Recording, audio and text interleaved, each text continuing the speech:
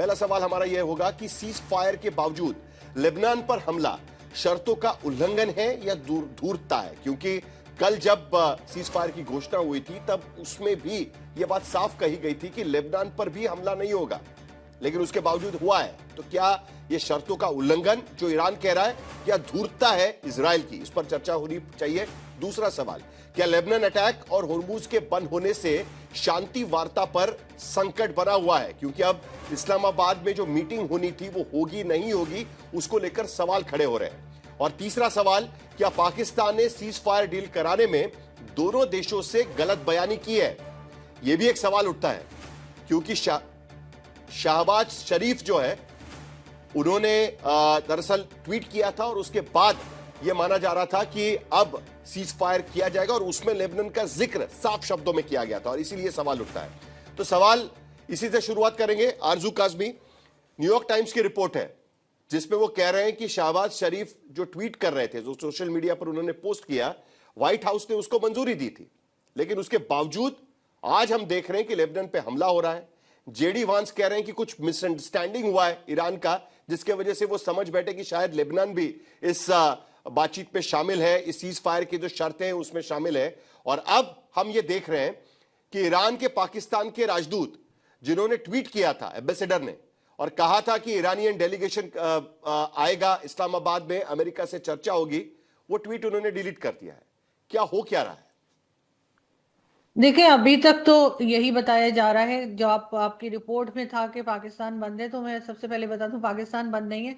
सिर्फ इस्लामाबाद रावलपिंडी जो twin cities हैं, सिर्फ उसको एक तरह से स्कूल कॉलेज यूनिवर्सिटीज बंद की गई हैं, ऑफिसेज बंद हैं। बाकी पाकिस्तान में ऐसा कुछ नहीं है। साथ ही साथ पाकिस्तान में अभी तक तो यही कहा जा रहा है कि सैटरडे को ये मीटिंग होगी और डेलीगेशंस आज से आना शुरू होंगे, और देखते हैं कि कौन आता है कौन नहीं आता है। और अगर ईरान के किसी ऑफिशियल ने अपनी ट्वीट लगा के डिलीट की है तो उसके बारे में तो अभी तक यहाँ पर ऐसा कुछ बताया नहीं गया। हमारे यहाँ तो अभी यही तैयारी चल रही है कि ये डेलीगेशंस आएंगे और पाकिस्तान में इनकी बात होगी। पाकिस्तान ने हरगिज ये दावा नहीं किया कि हम इस वॉर को रुकवा देंगे या ये झगड़ा खत्म करा देंगे।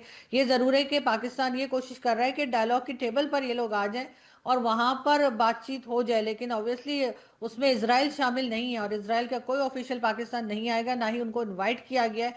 तो अगर इसराइल उठकर किसी कंट्री के ऊपर, लेबनान या किसी पर अटैक करते हैं, तो उसमें पाकिस्तान या कोई और कुछ नहीं कर सकता। ये चीज जो है ये अमेरिका को देखनी चाहिए। और डोनाल्ड ट्रंप का तो आपको पता ही है कि वो तो अपनी कही हुई बातों से हर दूसरे दिन मुकर जाते हैं। तो हो सकता है पाकिस्तान से भी कोई बात की गई हो और उस वजह से यहाँ के ऑफिशियल्स जो है बात कर रहे हैं, आरजू, ट्वीट्स आपकी ये लगा रहे बात हैं तो और वो ठीक मुकर है गए कि हों। इजराइल इस चर्चा में शामिल नहीं होगा, और इजराइल को रोकने का काम अमेरिका का है। इससे पहले भी जब सीरियन आर्म फोर्सेस पे 2025 में अमेरिका इजराइल की तरफ से हमले होने थे, तब भी अमेरिका ने बीच बचाव किया था, कहा था, और उसके बाद इजराइल ने उनकी बात मानी थी। बात यहां पर ही आती है, जरा वो ट्वीट दिखाइएगा, शहबाज शरीफ का ट्वीट है, जिसके बाद उस पर ईरानियन अथॉरिटीज के तरफ से उस पर ट्वीट किया गया और कहा गया कि हम सीज फायर 15 दिन का सीज फायर होगा और उसमें चर्चा होगी और उसके बाद इसको परमानेंट किया जाएगा। उस ट्वीट में इस बात का साफ जिक्र किया गया था, immediate cease fire everywhere including Lebanon and elsewhere effective immediately. वो ट्वीट भी जरा हम आपको दिखा देंगे। शहबाज शरीफ पाकिस्तान के प्रधानमंत्री, उनका ये ट्वीट था। अब अमेरिका आकर यह कह रहा है कि लेबनान की बात तो हुई ही नहीं थी, कहीं ना कहीं मिसअंडरस्टैंडिंग हुआ है। तो यह मिसअंडरस्टैंडिंग किसका हुआ है? शहबाज शरीफ पाकिस्तान का मिसअंडरस्टैंडिंग हुआ है सोशल मीडिया पर यह डालने से पहले? जेडी वांस कह रहे हैं कि ईरान का मिसअंडरस्टैंडिंग हुआ है। किसका मिसअंडरस्टैंडिंग हुआ है? देखिए, कहीं ना कहीं अगर ये मिसअंडरस्टैंडिंग की बात की जा रही है तो हो सकता है हुआ हो, लेकिन अगर जैसे मैंने पहले कहा कि डोनाल्ड ट्रंप की बात करें या अमेरिकन ऑफिशियल्स की बात करें, तो वो तो हर दूसरे दिन अपना स्टेटमेंट खुद ही चेंज कर देते हैं। ट्रंप ने अभी तक जितनी भी बातें की हैं उससे वो खुद ही मुकरते चले गए। ईरान को उन्होंने जहां से शुरू किया था और उनका ख्याल था कि ईरान एक छोटी कंट्री है, वो ईरान को कंट्रोल कर लेंगे और 2-4 दिन में ये वॉर खत्म हो जाएगी, तो ईरान ने जैसे कहते हैं कि उनको इतनी मार लगाई है कि शायद अमेरिका ने कभी ये सोचा नहीं होगा कि ईरान भी ऐसा कुछ कर सकता है।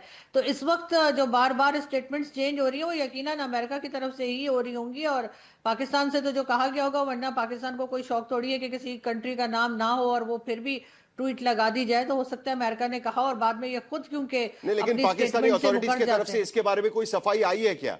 क्योंकि नहीं, अभी आपके तक कुछ प्रधानमंत्री नहीं जो कहा कह गया। रहे हैं पब्लिक फोरम पर, उसको साफ शब्दों में झुटलाया जा रहा है। आप बीच बचाव करने की कोशिश कर रहे हैं, और उसके बाद अब ईरानियन अथॉरिटीज इस चर्चा में शामिल होंगी नहीं होंगी, इसकी कोई गारंटी नहीं रही है। जो देखिए, सोशल अभी तक मीडिया पर आपके प्रधानमंत्री ने चीज डाली, उसको झुटलाया जा रहा है अमेरिका की तरफ से। देखिए, जो हमारे प्राइम मिनिस्टर ने सोशल मीडिया पे लिखा तो उन्होंने अपने मन से तो नहीं लिखा होगा, डेफिनेटली उनको इन कंट्रीज ने गारंटी दी होगी। अब अगर वो अपनी बात से खुद मुकर गए तो फिर उनकी ट्वीट तो जाहिर है बेकार हो ही जाएगी। लेकिन उसी के साथ साथ अभी तक किसी ने ये नहीं कहा कि ईरान से कोई डेलीगेशन या अमेरिका से डेलीगेशन नहीं आ रहा है। अभी यही बताया गया कि वो लोग पहुंच रहे हैं और ठीक, आज रात मेरे ख्याल है कुछ आवर्स के बाद पता लग जाएगा कि कौन कौन आ गया है। ठीक है। तो पाकिस्तान में अभी भी उम्मीद है। सूरत वाला, क्या आपको लगता है कि ईरान का डेलीगेशन ये सब चीजों के बाद भी जाएगा? क्योंकि ईरान के तरफ से साफ शब्दों में कहा है कि 3 शर्तों का उल्लंघन हुआ है। हमले जारी रहे हैं, एक ड्रोन ईरान के एयर स्पेस में इंटरसेप्ट किया गया है और लेबनान पर भी हमले चल रहे हैं। तो ऐसी स्थिति में, और सबसे बड़ी बात यूरेनियम इनरिचमेंट को लेकर, अमेरिका बार बार ये कह रहा है कि यूरेनियम का इनरिचमेंट को लेकर नहीं होगा। ये बात ईरान ने मान ली थी, लेकिन ईरान इस बात को मानने को तैयार नहीं है। तो आज की स्थिति में क्या डेलीगेशन इस्लामाबाद जाएगा, बातचीत होगी, या अब यह सीज फायर सिर्फ 2 दिन का बचकर रह जाएगा और एक बार फिर वही चीज देखने मिलेगी जो पिछले 3-4 हफ्तों से हम देख रहे हैं? ऑफिशियली डेलीगेशन के बारे में ईरान ने अभी तक के न जाने का अनाउंस नहीं किया है, बल्कि यही कहा गया है कि डेलीगेशन जाने की तैयारी है। लेकिन ईरान के एम्बेसडर जो पाकिस्तान में थे, उन्होंने आज सुबह एक ट्वीट किया था कि रात में 10 बजे एक ईरान का डेलीगेशन पाकिस्तान पहुंचेगा। उन्होंने अपना ट्वीट डिलीट कर दिया है। इससे ये मतलब निकाला जा रहा है कि हालात को बदलता हुआ देखते हुए और अमेरिका ने वो जो सीज फायर के जो पॉइंट्स रखे गए थे कि जिसके ऊपर बात करना है, उनका उल्लंघन होता हुआ देखकर अपने उधर जो इसराइल को उसे कंट्रोल करना चाहिए था, वो कंट्रोल नहीं कर पा रहा है।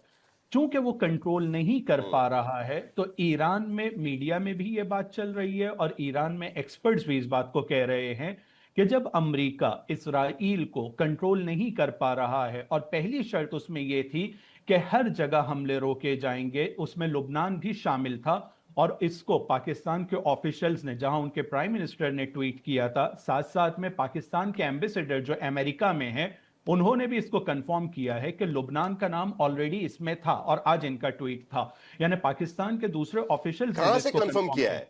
जेडी वांस का स्टेटमेंट आपको हम दिखा देते हैं, उसमें तो वो साफ शब्दों में कह रहे हैं कि ईरान का मिसअंडरस्टैंडिंग हुआ है। पाकिस्तानी जर्नलिस्ट कह रहे हैं कि शहबाज शरीफ अमेरिका से बात किए बिना इस तरीके से ट्वीट नहीं कर सकते। तो ये मिसअंडरस्टैंडिंग कहां है? क्या इसीलिए सवाल उठता है ना कि क्या अब इस्लामाबाद में बातचीत का कोई मतलब रह गया है? मुझे लगता है कि इसको मिसअंडरस्टैंडिंग की जगह जो है, असल वर्ड अगर एक्चुअल हम लोग देना चाहें तो ये हो सकता है कि अमेरिका का मिसकैलकुलेशन है।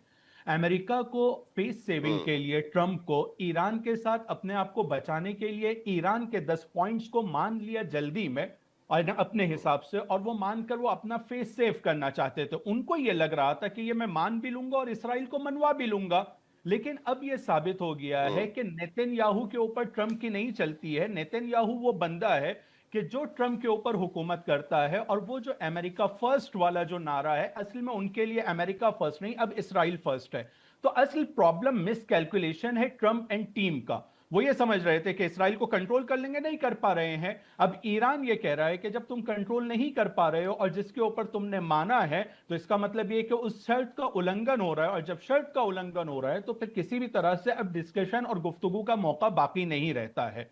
ये ट्रंप जो है और अमेरिका इसराइल को कंट्रोल नहीं कर पा रहा है, ये इसकी बहुत बड़ी निशानी है कि इसराइल को, अगर तो ईरान को लगता है कि इजराइल को अमेरिका कंट्रोल नहीं कर पा रहा है, वहीं दूसरी तरफ अमेरिका मानता है कि होर्मुज इमीडिएट, तुरंत खोलने का वादा ईरान की तरफ से किया गया था, जो नहीं खोला गया है। ईरान का यह भी मानना है कि हम वहां पर टोल वसूली करेंगे, जो ओमान मानने को तैयार नहीं है।